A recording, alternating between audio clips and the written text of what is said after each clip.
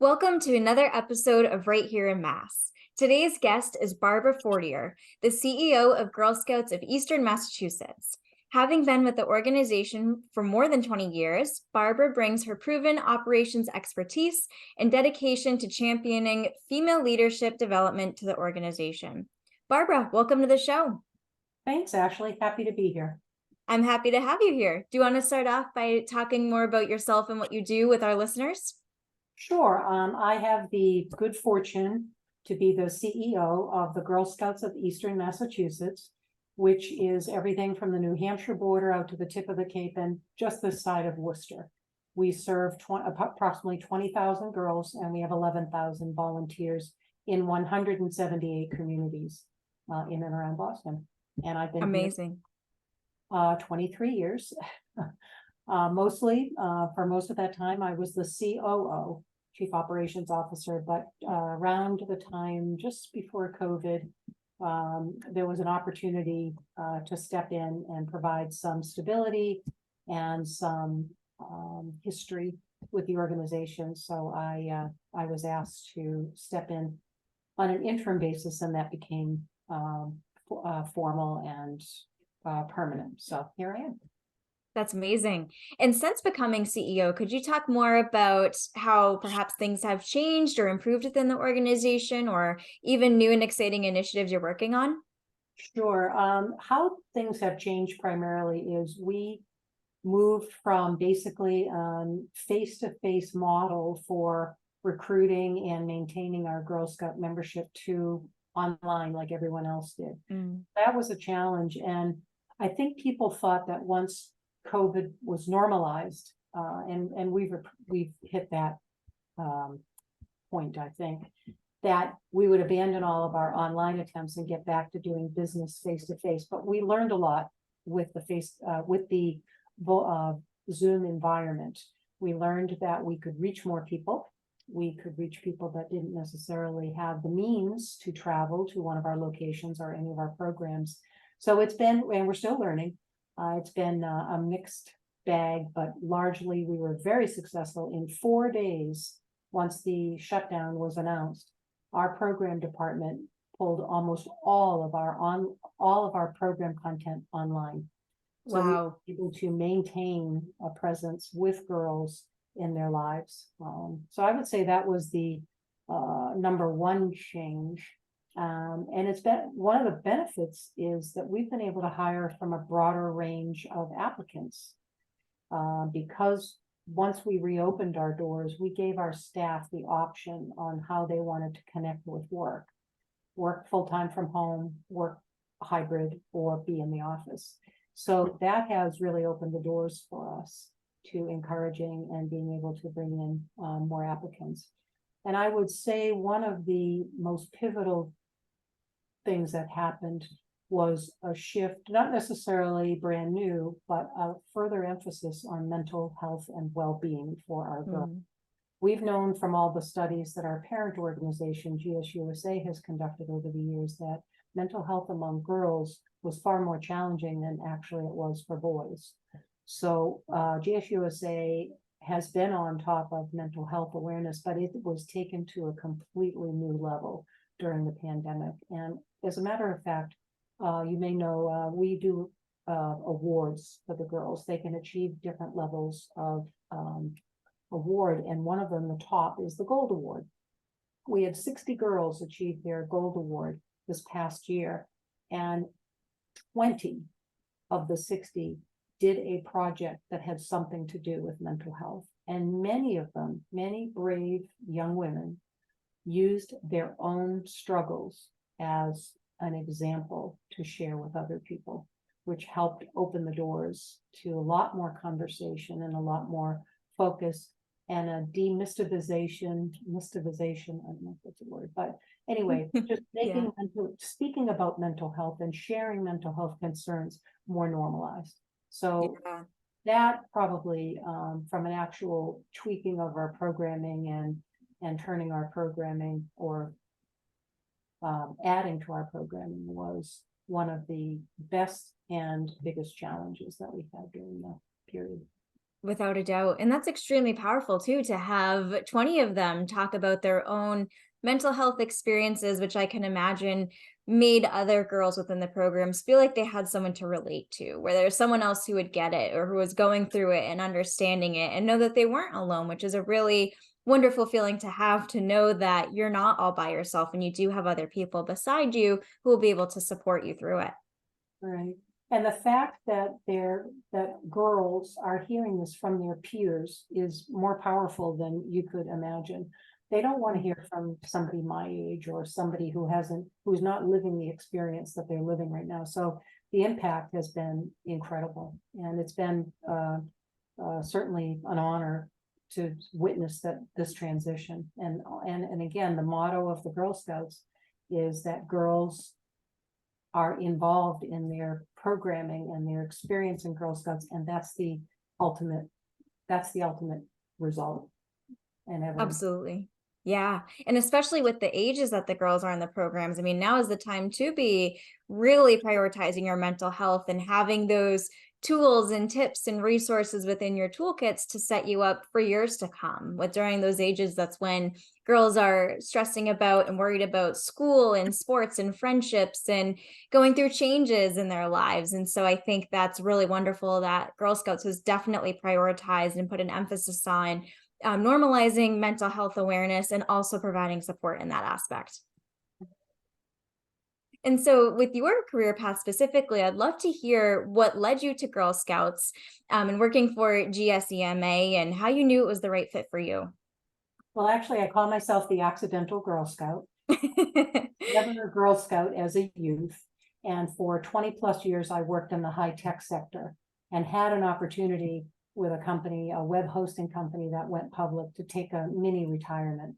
So I took a couple of years off to think about life and think about what I wanted to do, when a random phone call from a friend said, hey, the Girl Scout at the time, the Girl Scout Council I ended up working for was Patriots Trail Girl Scout. They need some board members. Do you think that would be something you'd be interested in? I said, yes, of course.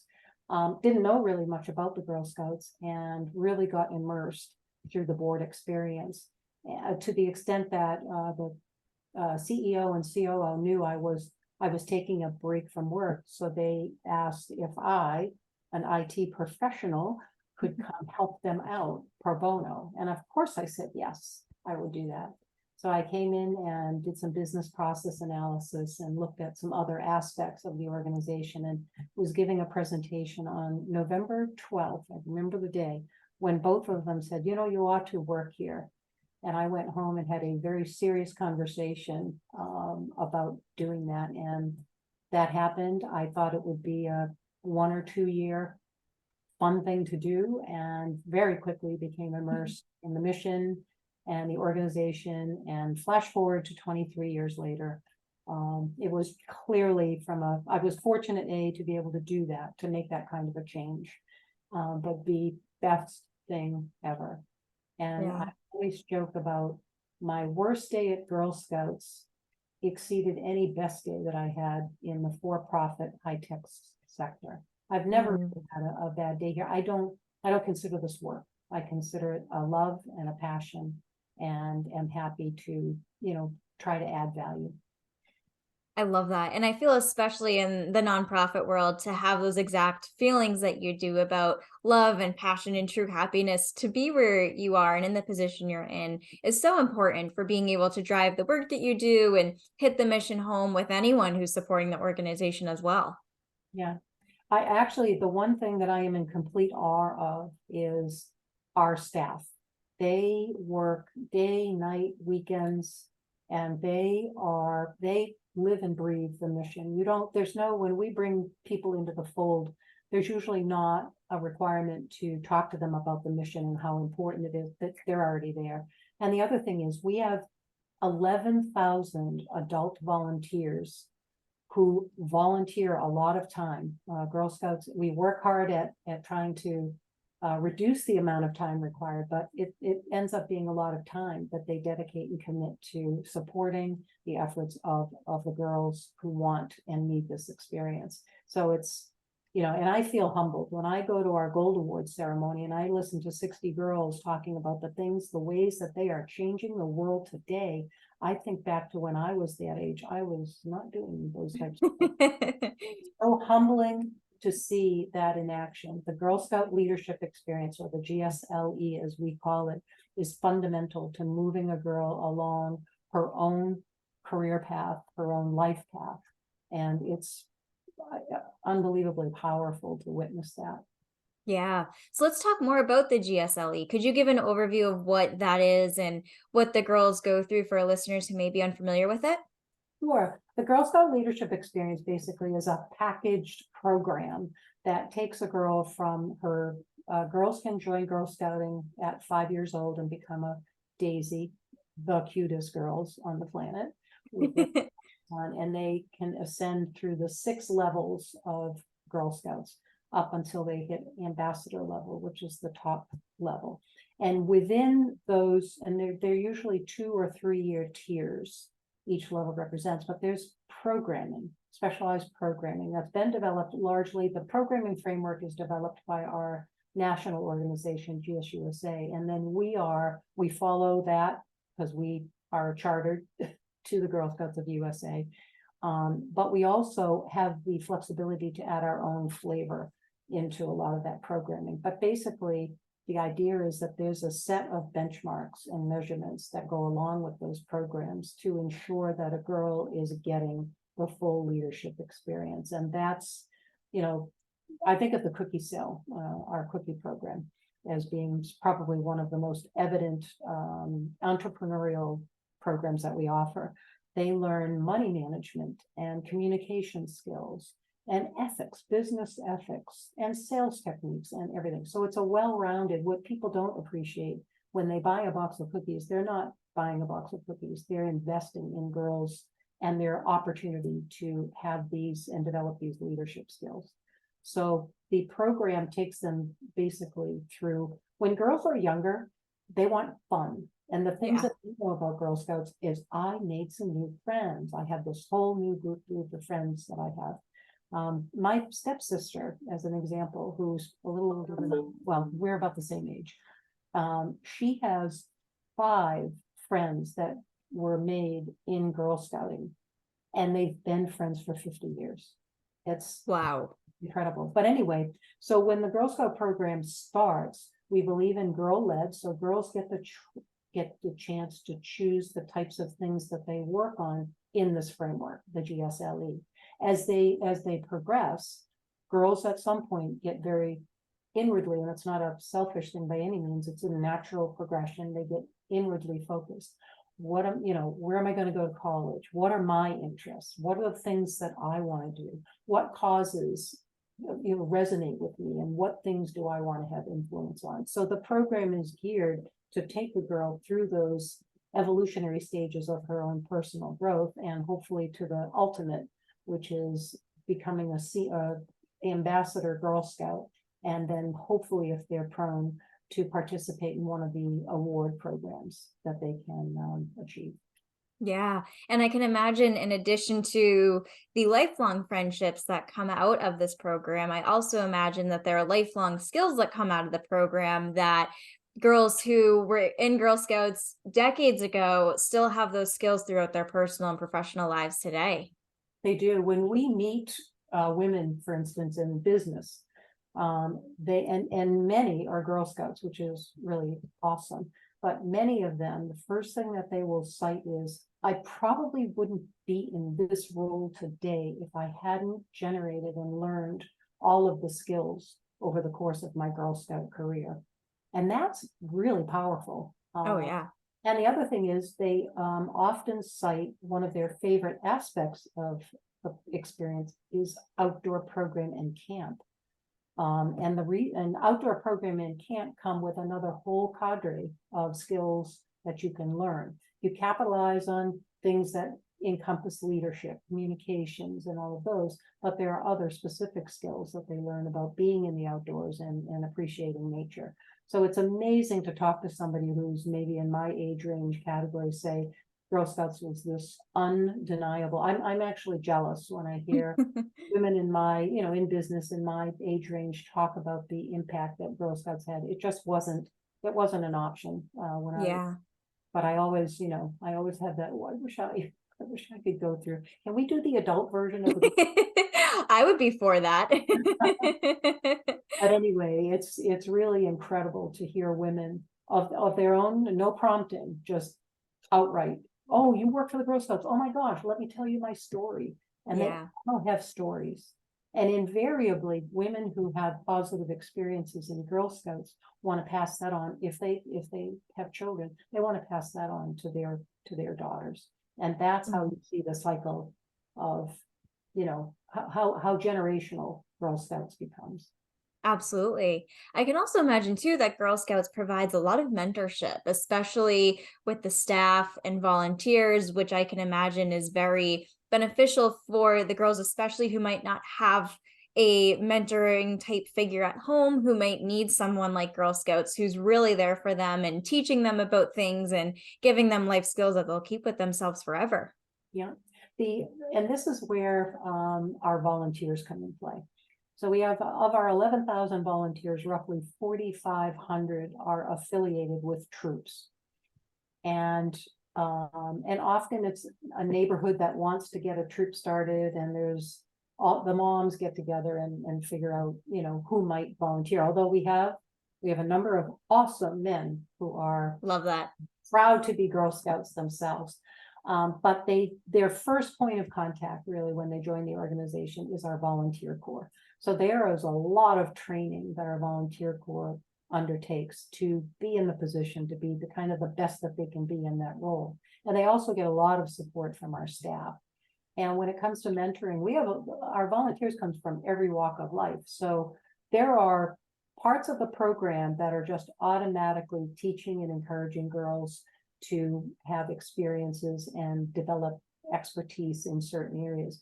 But they also get the benefit of any extra or added experience that the volunteer that they're interfacing with provides. And when we run programs, I'll take STEM programming. That's one of our pillars, science, technology, engineering, and math.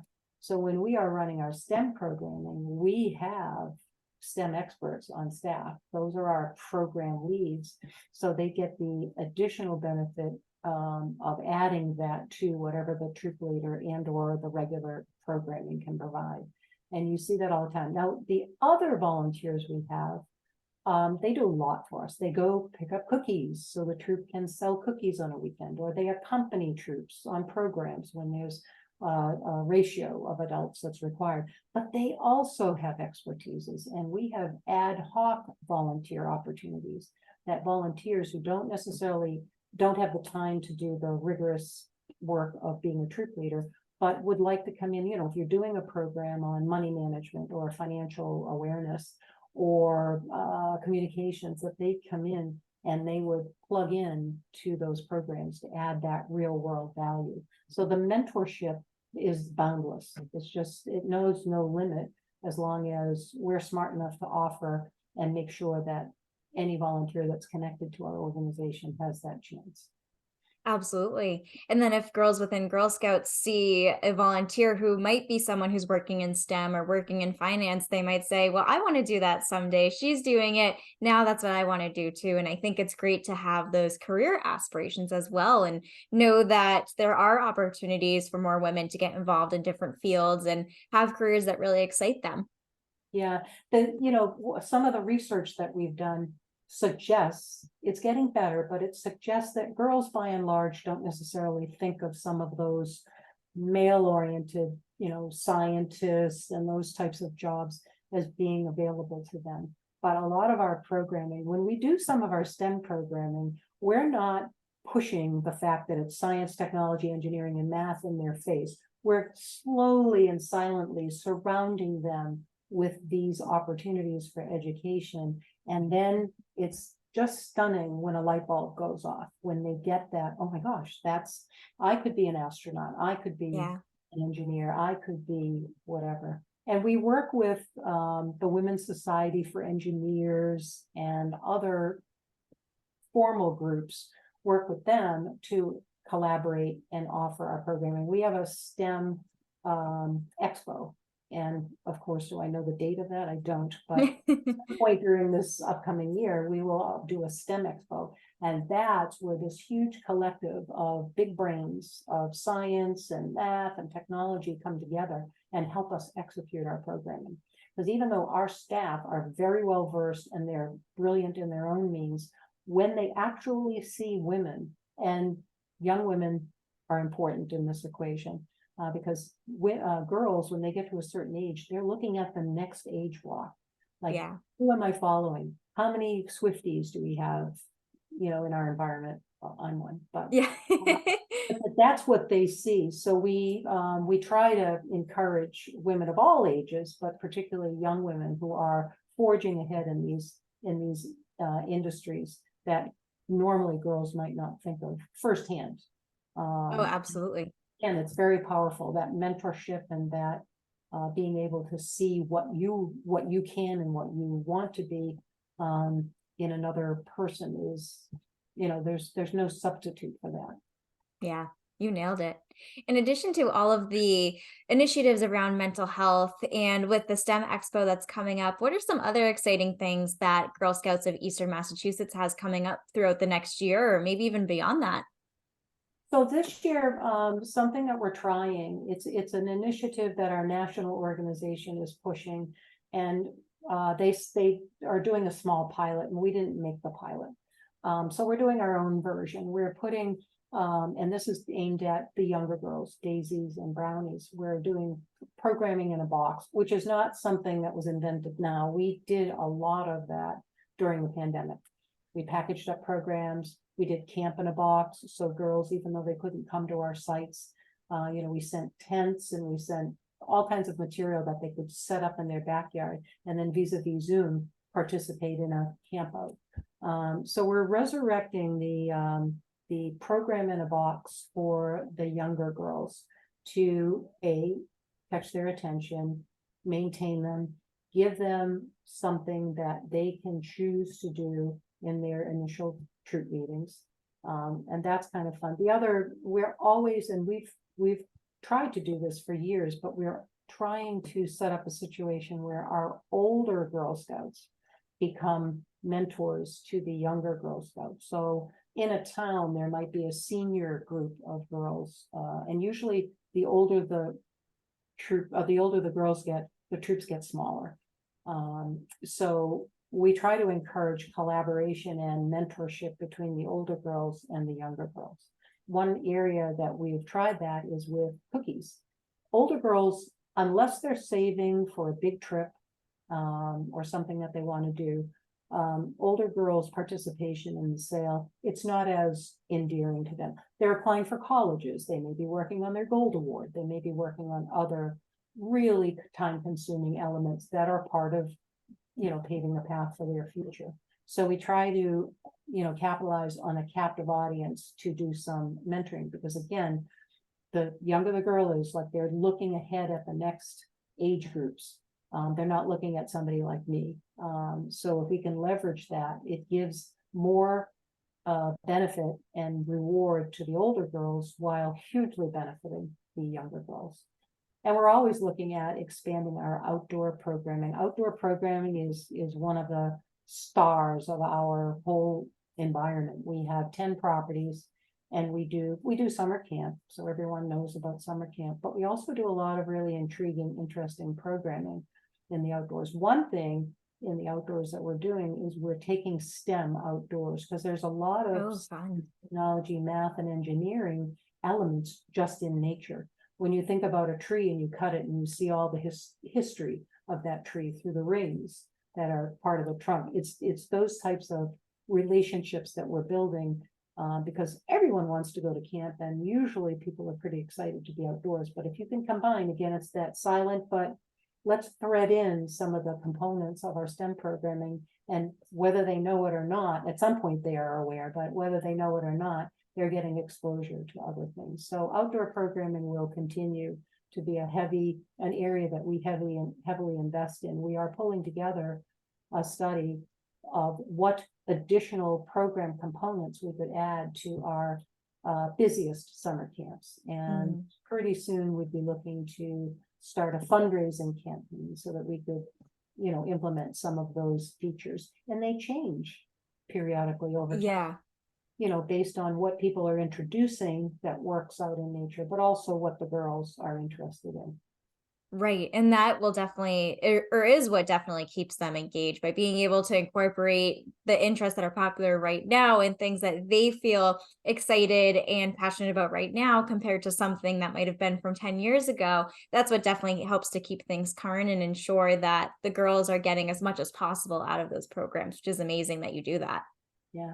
Well, keep in mind, we do leverage some of the traditions like s'mores. You need those. We're not going to offer s'mores. We had a large celebration for our property in Waltham. It's called Cedar Hill. And it celebrated its 100th anniversary this year. So on September 30th, we had a large event. We had probably 700 or 800 people attend. And one of the girl features that they loved, besides the programming, was the fact that we had outdoor fire pits going and we were making s'mores. And there's nothing better than seeing a girl or an adult with and really reaping the rewards of a good s'more. Oh, absolutely. And you had also mentioned that as girls get older, the number of girls within Girl Scouts gets a little bit less, which you brought up a good point about just having so many things going on at that time, about part-time jobs and college and perhaps other volunteer experiences. Is that something that you'd think that maybe you'd have incorporate more programs to increase that number? Or is that just something that you feel is just kind of what happens just due to what everything that's going on at that age? Honestly, it's a little bit of both, but Yeah. we're not giving up, because the girls, what happens is, and actually girls leave Girl Scouting in 4th, 5th, and 6th grades. What happens at that time? They're much more self-aware. They have many more options. We are not the dance school. We are not, although we offer outdoor programming, exercise aspects to it, we're not the sports teams. So, and parents and guardians have difficult decisions to make about where their children spend their time. So we work a lot at that, trying to stop the outflow in the 4th, 5th, and 6th grade levels. But we also recognize that we want older girls to feel there's a return on their investment. So they, and they're very busy. That's why we try to bring in career development curriculum. We try to help with, picking your colleges, like bringing in some support to do that. And by and large, we know that the effort won't net thousands of girls, but if we can continue to maintain girls and encourage them to stay through the whole program, they're more likely. Our Girl Scouts who finish the program for some reason have a higher likelihood of going to college and completing their college studies. They are more often people or girls who are women who are going to rejoin Girl Scouting, possibly in a volunteer troop leader capacity. We actually do some campus Girl Scouts. So Northeastern University was one of our largest campus Girl Scout locations, where girls that were Girl Scouts want to form troops in the areas around their schools. Oh, that's fun. So, and we still do that. We'll exploit that, but really getting a girl to the end of the journey we're invested in that. Although I would say that proportionately, we have a lot of energy on that, stopping the outflow in that 4th to 6th grade window. Yeah, and you bring up a good point about that with so many other activities being introduced. And I also think about too, when I was in those grades, I wanted to do what my friends were doing. And so do you ever focus on initiatives like that, where maybe it's like bring a friend to Girl Scouts? And yeah. We always do. When we do recruitment events, and we'll, now that COVID, I'm not saying by any means it's over, but it's now being treated like flu or some other recurrent things. Now we can do our face-to-face recruitment. That was really difficult when we were in hiatus. And we have events, we have programs at the events, so the girls get a taste for what type of things they can do. We encourage that they bring friends and family. to the event. And that's how word of mouth with the younger girls, when we get them to a recruiting event, word of mouth is often, very often, the entry point for us, as well as having them bring friends. Because young girls, unless they are super independent at 5 years old, aren't necessarily going to want to let go of mom's hand or their guardian's hand and go off to a meeting with people that they don't know. So Right. the friend and family, we offer discounts if girls want to bring their friends to camp. Now, we require that those friends, if they're not already in Girl Scouts, 9 times out of 10 they are, but if they're not, then they pay a nominal fee to become a Girl Scout for the summer so that they can attend camp. And so we have a lot of buddies that come to camp with girls. And Yeah. that's the success, because if they're having fun, they tell another 2 friends. We used to be pretty successful at setting up troops within schools. So these girls all go to school together. The schools over the years, for very valid reasons, safety and security, have kind of closed down those opportunities. Just again, because of the dynamics. We still Right. have an opportunity. We still work with schools who are willing to do some after school programming and using our curriculum to do that. So that's another partnership that we're trying to propagate and to explore, to allow us to extend again. We want this experience to be available to any girl that wants to be part of it. Absolutely. It's not for everyone, but we're blind to that fact. We just and try to encourage and support in any way we can. Definitely. And it's interesting that you brought up the school partnership, because that was one thing I was just thinking about. If there's any partnerships or collaborations with other organizations or entities that have really benefited Girl Scouts and helped to contribute to its success. Well, there are many partnerships, particularly when we're in our underserved or underrepresented communities. So we work with community centers and we work with some schools. One partnership in that I'd like to point out, although there are many, is Notre Dame Academy up in Lawrence. They have I'm trying to remember how long we've been affiliated with them, but that was one of our early partnerships. And that right now they have a troop that numbers over 50 girls, and Wow. it's based in their school. And we have gold awardees in those numbers. We have girls that have graduated, are in college, because sometimes there are some schools that don't necessarily have the same numbers of girls that actually end up going through and participating and successfully completing college degrees. There's just 100 million barriers sometimes. So this troop in particular has been something that we hold up as an example, and we want to try to replicate this where possible. But we do have a lot of community partnerships that allow us having access for troop meetings, or a space for troop meetings has always been challenging.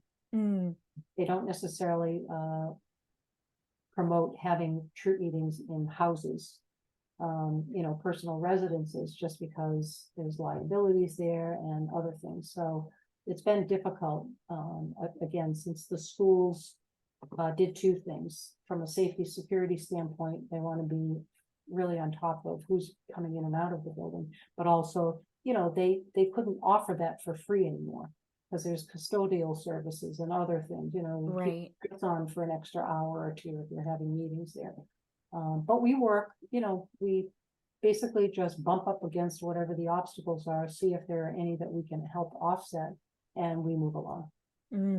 And so for anyone who's listening who would like to get involved with Girl Scouts, what would be the best way to initiate that, and how can they get involved?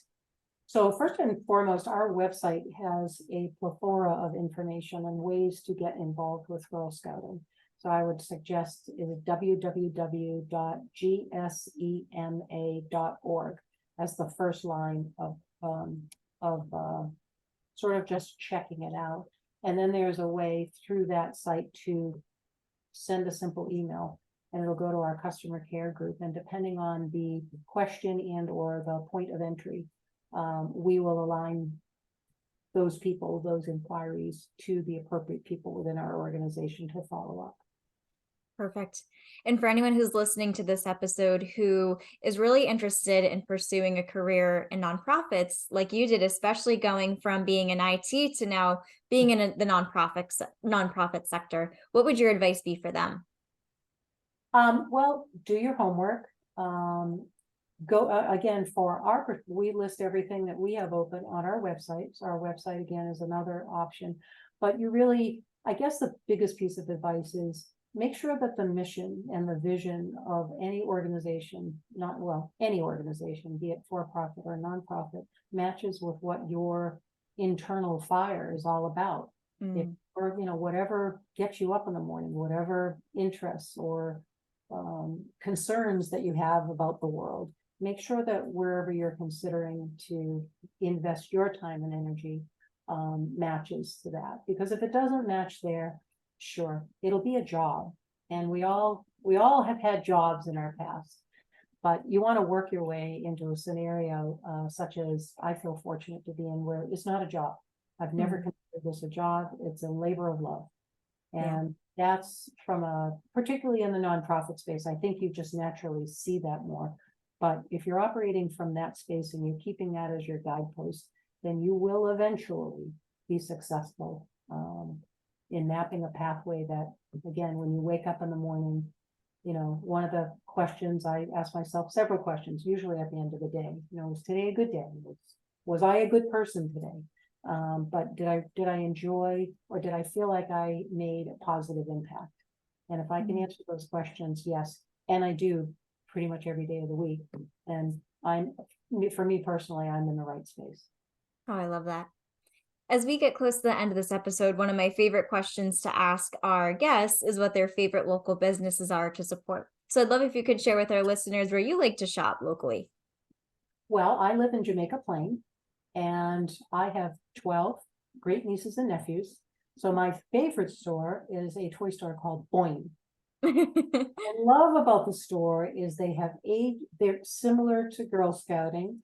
They have a lot of games and books and activities that foster development of a child's intellect, their dexterity, whatever measure. So Boeing and I have a permanent relationship where they text me probably every other day to let me know what's special. There's a couple of really neat clothing stores, Susanna being my favorite, where women owned, women run, and they came out of the nucleus of just very small thinking. And they represent, what I love about them is they represent small clothing designers. They're not big box stores, although I do frequent, Talbots and other things. But going to a store where that so much care and thought went into providing opportunities for shopping. Mm. What else? There's a wonderful cafe in Jamaica Plain that provides workspaces at a really reasonable price for people who just either don't have an office, which is becoming more common. Yeah. And sometimes and I'm in my house office right now, sometimes you have to get out of the house and you want a quiet space. So I particularly like their mission. And then my final is a used clothing. I'm trying to remember the name of it, but it's a gentleman who opened a used clothing, and it's funky. It's just funky stuff that he offers. He was featured on Chronicle Oh, awesome. and it's priced appropriately, but it's contemporary. It's when you walk in, you're like, oh, I would wear that. Mm. Just a good, it's such a good service that he's providing to a community of people who need to have a wardrobe, particularly if they work. So those are sort of a handful. I'm sure I'm missing a few, but again, they're mission driven. They have a purpose, and it's just nice to invest in and shop. Help them out. Absolutely. I'll have to check those out. Barbara, this has been such a wonderful episode, and I've really enjoyed having the opportunity to have you share everything that yourself and Girl Scouts of Eastern Massachusetts is doing. And now I'd love if you could share with our listeners where they can find yourself and the organization online in case they'd like to connect further. Sure, I'd love to. And thank you. This has been a wonderful opportunity. One of my favorite things to do on the planet is to talk about Girl Scouts. anyway, you can contact our organization, like I said, through www.gsema.org. And it's lots of information. You can contact me directly through my email address, which is Fortier, Fortier @gsema.org. And just give me a day or two to get back to you. I get a lot of email, but happy to help. You know, we've just recently revised our website in the spirit of making it more convenient and less cumbersome for people to get to. But sometimes people want to talk to somebody, so please, I'd be happy to have a conversation and hopefully help you if you are interested at all in connecting with this fabulous organization. Amazing. And I will link to all of those places in the show notes. That way our listeners can easily click through and learn more about the organization from there. But thank you so much again for coming on today's show. Ashley, it's been a pleasure. Take care.